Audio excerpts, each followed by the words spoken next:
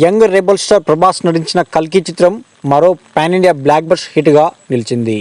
తొలి రోజు వసూళ్ల ప్రభంజనం సృష్టించింది ఈ చిత్రం. నాగశ్విన్ బుర్రలో నుంచి వచ్చిన క్రియేటివిటీకి ఈ చిత్రం నిదర్శనంగా పేర్కొనాల్సిందే.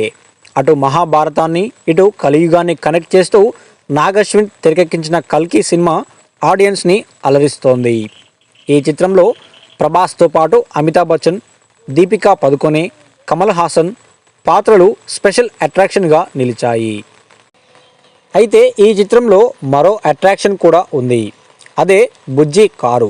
కల్కి చిత్రంలో చిత్ర విచిత్ర విన్యాసాలు చేసిన ఈ కారుకి బయట కూడా సూపర్ క్రేజ్ ఉంది. సెలబ్రిటీలు కూడా ఈ కారుని చూసేందుకు ఎగబడుతున్నారు.